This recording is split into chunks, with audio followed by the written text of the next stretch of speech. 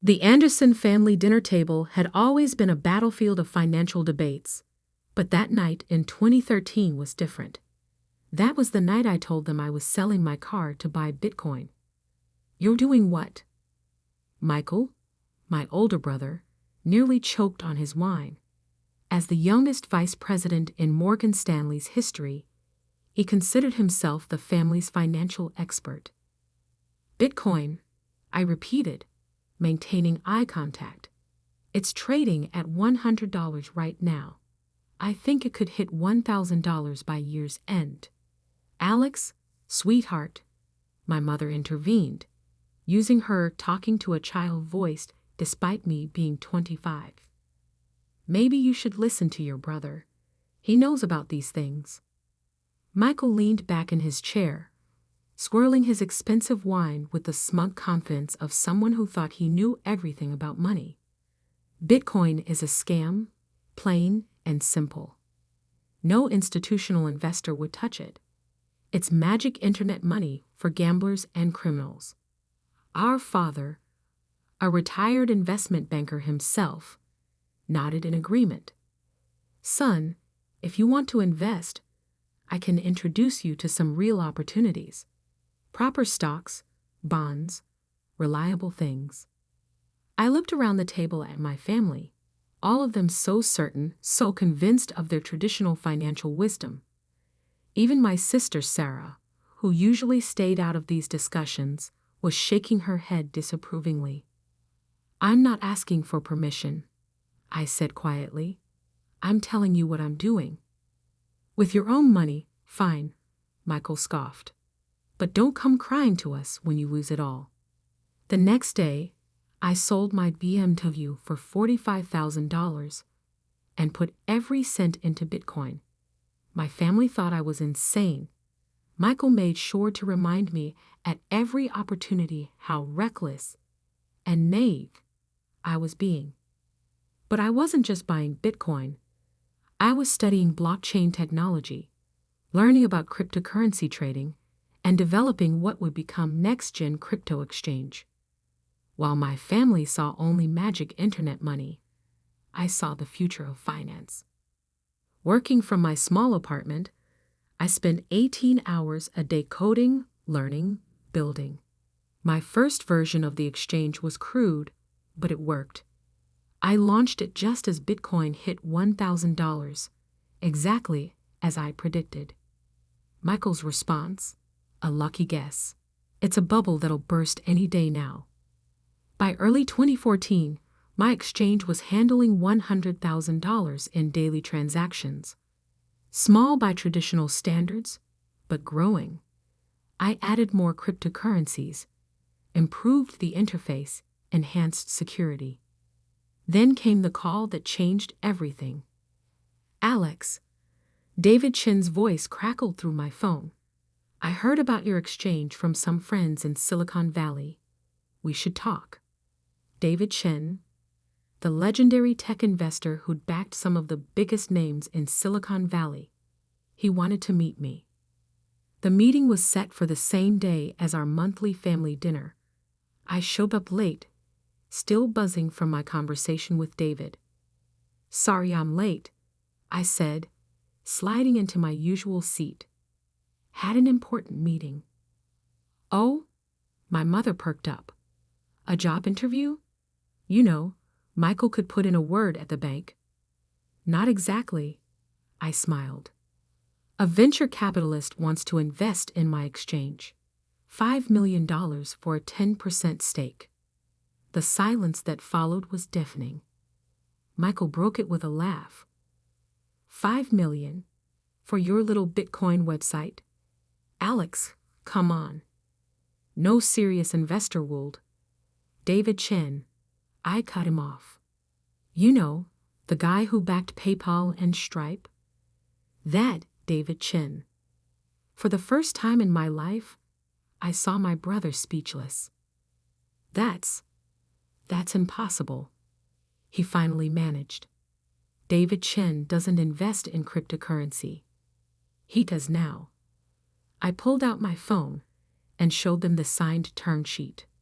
"The deal closes next week. My exchange is now valued at $50 million. My father leaned forward, suddenly interested. Son, perhaps we should discuss this. I have some experience with venture capital deals. No need, I interrupted. The lawyers have already reviewed everything. I'm not here to ask for advice. I just thought you should know that your son's magic internet money scam is now worth more than your entire investment portfolio, Dad. The look on their faces, the slow realization that maybe, just maybe, they'd been wrong, was priceless. But it was nothing compared to what was coming. Because what they didn't know was that the David Chen deal was just the beginning. My exchange wasn't just another cryptocurrency platform. It was about to revolutionize how digital assets were traded. And my family, with all their traditional financial wisdom, had no idea what was about to hit them. I left dinner early that night, ignoring Michael's suddenly friendly attempts to discuss potential synergies between my exchange and his bank. In my car, I checked my phone. Bitcoin had just crossed $1,200. My initial $45,000 investment was now worth over $500,000. But more importantly, my exchange was processing over $1 million in daily transactions. Back in my apartment, still the same modest place I'd lived in for years, despite my growing wealth, I opened my laptop and stared at the code for our newest feature. Something that would change everything: institutional-grade trading tools for cryptocurrency. Michael and his banking friends thought crypto was just for retail investors and criminals. They were about to learn how wrong they were. My phone buzzed. A message from David. Alex, the board loved your presentation. We're ready to fast-track the expansion. How soon can you launch the institutional platform? I smiled, thinking about Michael's dismissive comments about magic internet money. 3 months, I typed back, just in time for the next family dinner. As I worked through the night, my mind wandered back to all the family dinners where I'd been lectured about real investing. All the times Michael had talked down to me about financial markets. All the times my father had tried to push me toward a proper banking career. They thought they knew everything about money, but they were about to learn that the future of finance wouldn't be found in their mahogany-paneled boardrooms or traditional trading floors. The future was being built in apartments like mine, by people they dismissed as dreamers and fools. And I was just getting started. 3 months passed in a blur of code, meetings, and sleepless nights. NextGen Crypto Exchange wasn't just growing, it was exploding. Our daily trading volume had hit $100 million, and that was before launching the institutional platform. The morning of the next family dinner, I sat in my new office on the 50th floor of a downtown skyscraper, reviewing our latest numbers. Bitcoin had just crossed $5,000, making my initial investment worth over $2 million. But that was pocket change compared to what the exchange was now worth. Mr. Anderson? My assistant Emma poked her head in. Morgan Stanley is on line 3. Again. I smiled, knowing exactly who was calling. Let me guess. My brother? Yes, sir. He's called 4 times this morning. Keep taking messages. I turned back to my screens, watching the trading volume tick up. Michael could wait. He'd been trying to get a meeting for weeks, ever since rumors about our institutional platform started circulating on Wall Street. My phone buzzed with a text from Sarah, my sister. Mom wants to make sure you're coming to dinner tonight. She says it's important. Of course, it was important. The whole family had suddenly become very interested in my little Bitcoin website since the David Chen investment went public. At exactly 7 p.m., I pulled up to my parents' house in my new Tesla Model S. No more old apartment. I'd finally decided to start living like the billionaire I was becoming. Not that my family knew about that part yet. Alex, my mother rushed to greet me at the door. We were just talking about your, what do you call it? Crypto thing. I stepped into the dining room to find not just my immediate family, but several surprise guests. Uncle Peter from Goldman Sachs, Cousin William from J.P. Morgan, even my father's old partner from his investment banking days. Michael sat at the center of the table, practically bouncing with barely contained excitement. Alex, perfect timing. We were just discussing potential opportunities for collaboration. I took my seat, noting how everyone seemed to be watching me. Were you now? Yes. Uncle Peter leaned forward. Michael tells us your platform is doing quite well. We'd love to hear more about it. I bet they would. What they didn't know was that I just finished a board meeting where we'd reviewed their bank's desperate attempts to get early access to our institutional platform. Actually, I said, pulling out my phone. Why don't I show you? I projected our latest statistics onto the dining room wall using a small portable projector. The numbers spoke for themselves. Daily trading volume, $500 million. Active users, 2 million. Institutional clients waitlist, 400 plus. Platform valuation, $2.8 billion. The room went silent. That's impossible. William stuttered. Those numbers can't be right. They're actually outdated, I replied calmly. This morning's volume crossed $600 million. We're the fastest growing cryptocurrency exchange in history. Michael's face had gone pale. But you never said. You never asked, brother. Too busy telling me how cryptocurrency was a scam, remember? My father cleared his throat. Son, with numbers like these, you must be thinking about taking the company public. I have some contacts at Goldman who cooled. We don't need traditional investment banks, I cut him off. In fact, as of next week, they'll need us. I pulled up another screen. The preview of our institutional trading platform. NextGen Prime launches Monday.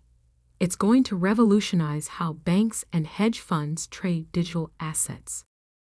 We've already signed partnerships with 3 of the top 5 financial institutions in the world. Which ones? Uncle Peter demanded. I'm afraid that's confidential, but I'm sure your bank CEOs will tell you soon enough. They've been quite enthusiastic in our meetings. The atmosphere in the room shifted. Suddenly, I wasn't little Alex playing with internet money. I was Alexander Anderson, the CEO they'd been desperately trying to meet. Now, I continued, I understand several of your institutions have been trying to schedule meetings about potential partnerships. Nods around the table. Those requests go through our institutional sales team, just like everyone else's. No family shortcuts. Michael stood up abruptly. This is ridiculous. We're your family. We have decades of banking experience. You need our expertise. I laughed softly. Need your expertise? Michael, your bank's entire crypto trading desk has less daily volume than what our platform processes in an hour. What exactly could you teach me about this market? But the risks, the regulations, are all being handled by the best teams money can buy. Our compliance department is headed by the former chief of cryptocurrency enforcement at the SEC. Our security team includes top experts from the NSA and Israeli intelligence. And our trading infrastructure. I smiled. Well, let's just say it makes your bank systems look like they're running on Windows 95. My mother, trying to salvage the situation, jumped in. Darling, we're all so proud of your success. We just want to be involved. To help. Like you helped when I started. When I was working 18-hour days building this from scratch. when Michael was telling everyone who would listen that my business was a scam. Silence. I have a meeting with the Central Bank of Singapore tomorrow morning, I said, standing up. They're interested in using our technology to build their national digital currency platform. So if you'll excuse me. Wait, my father called as I reached the door. What? What's the company actually worth now, with all these partnerships and developments? I turned back, making sure to meet Michael's eyes. The latest private funding round valued us at $5.2 billion. My stake is just over 70%. The sound of my brother's wine glass shattering on the floor punctuated my exit perfectly. In my car, I checked my messages. 23 missed calls from various family members' banks. 5 urgent emails from Michael's boss. And 1 message that made me smile. Confirmation that Morgan Stanley CEO wanted to meet. I typed a quick response to my assistant. Schedule the meeting for next week, but make sure Michael is there. I want him to see exactly who he's been calling a fool all these years. As I drove away, I thought about how different things were from that first family dinner when I announced my Bitcoin investment. They'd laughed then, called it fake money, said I was throwing my life away. Now they were practically begging for a piece of what I'd built. But the best part? They still didn't know about our newest development. The one that would make everything we'd done so far look small in comparison.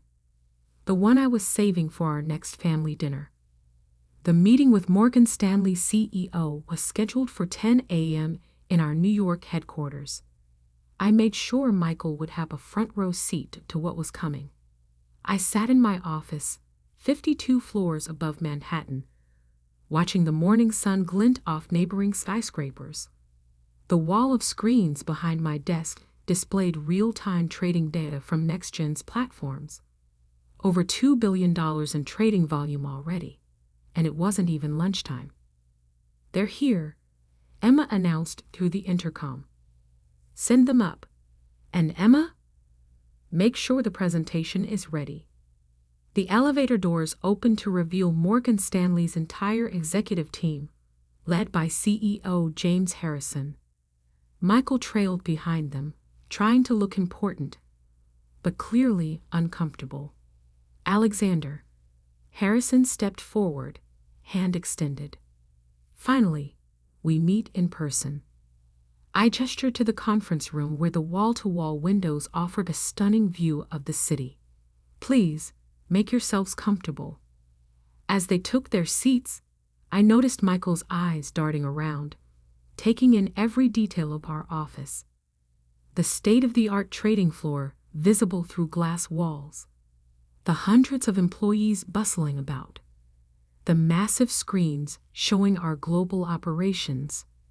Quite an operation you've built here, Harrison began.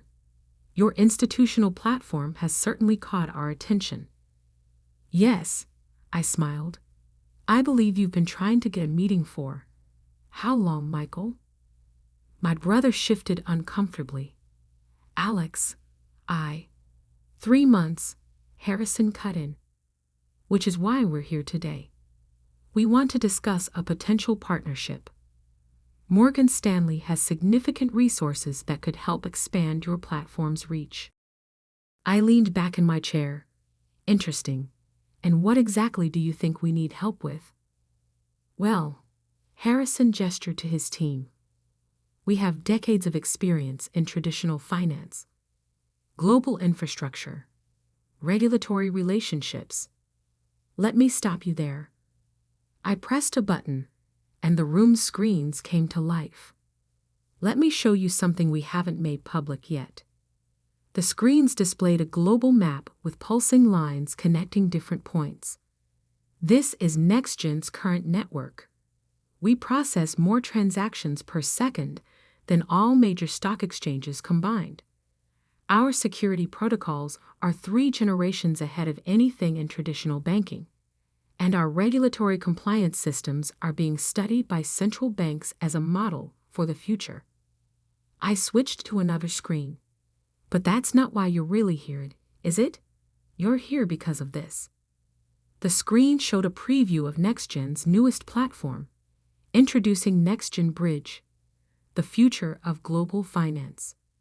Harrison leaned forward, his eyes widening. Is that a fully integrated platform that bridges traditional finance with digital assets?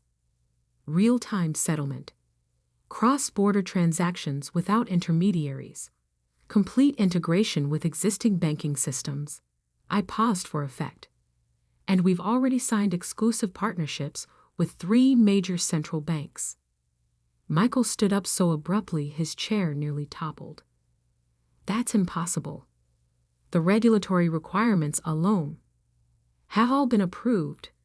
I finished for him. While you were busy calling cryptocurrency a scam, we were revolutionizing the entire financial system. Harrison's face had gone pale. The rumors about Project Phoenix, that was you. I nodded. NextGen Bridge launches next month. We're offering partnership opportunities to a select few institutions. I slid a document across the table. This is our only offer to Morgan Stanley. Harrison grabbed the paper, his hands shaking slightly as he read. His eyes stopped at one particular line. This values your company at $12 billion. I confirmed. And that's just the beginning. Michael looked like he might faint.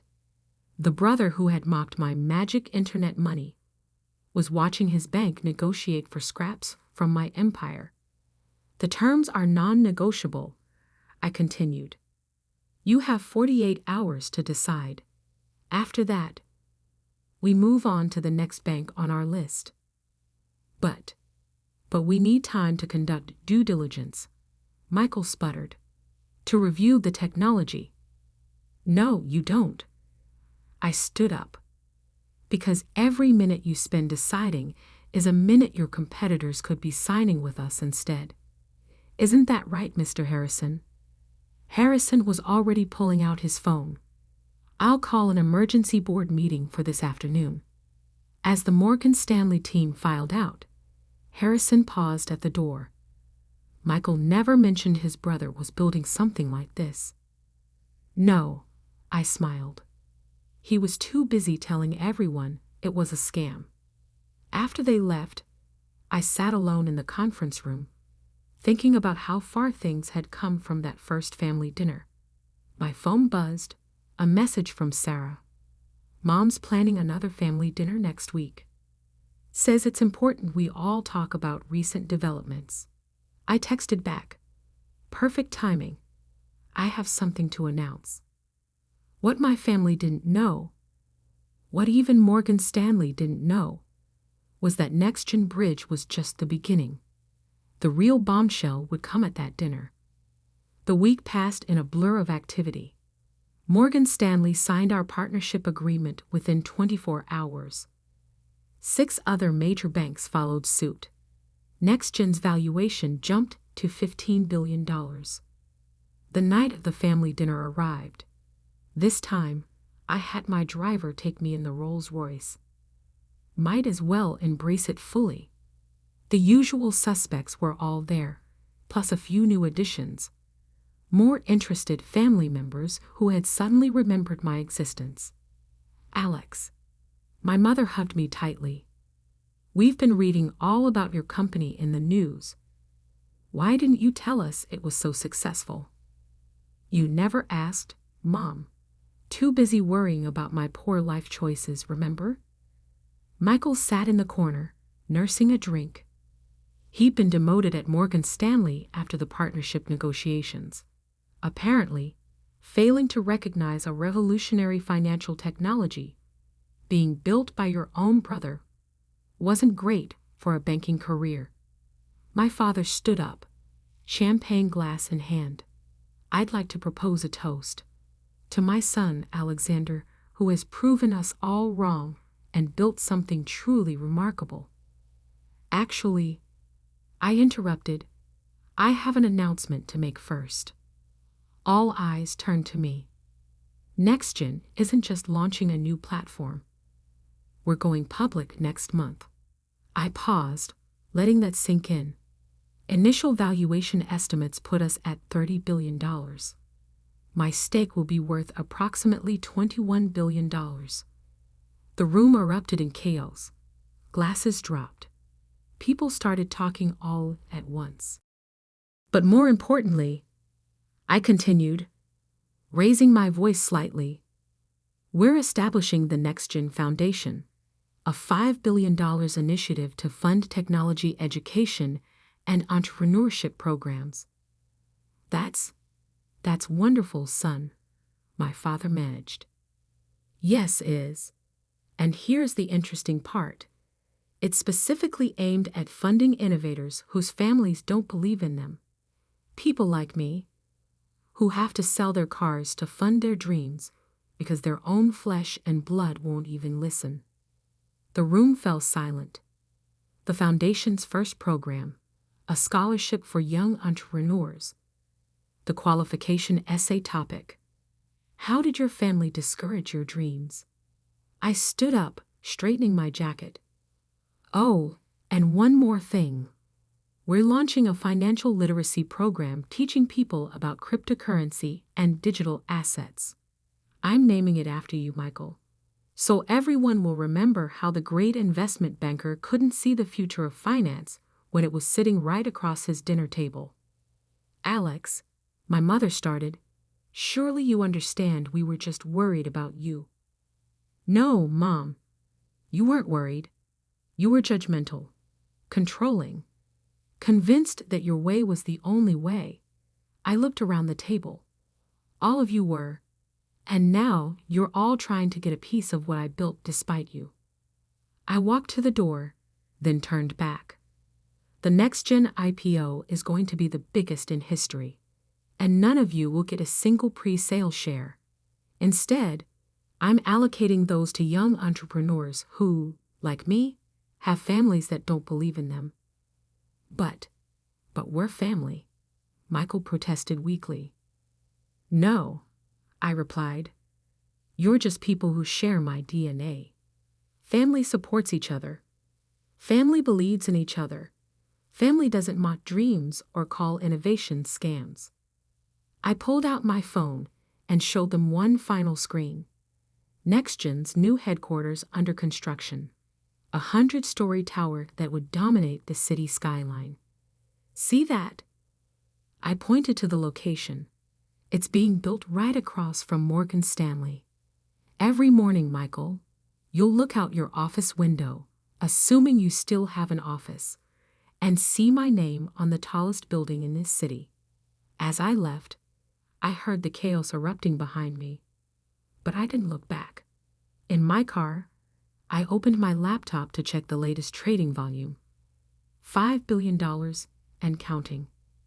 My phone buzzed one last time. A message from Sarah. They deserved that. And for what it's worth, I always believed in you. I smiled. Maybe one family member got it right. The next morning, I stood in my office, watching the sun rise over the city. The headlines were already rolling in about NextGen's IPO announcement. The financial world was in a frenzy. Emma came in with my morning coffee. Your brother's been calling again. Let me guess. He wants to discuss pre-IPO shares. Actually, she smirked, he wants to know if we're hiring. Apparently, Morgan Stanley is downsizing their traditional trading desk. I laughed. Tell him to apply online, like everyone else. As I looked out at the city, I thought about that first Bitcoin purchase. The car I sold. The dreams they mocked. The future they couldn't see. Sometimes success isn't just about proving others wrong. It's about proving yourself right. And sometimes the sweetest revenge isn't in the billions you make. It's in watching those who doubted you realize just how wrong they were. My phone buzzed again. Bitcoin had just hit a new all-time high. I smiled. The future of finance was here. And I owned it.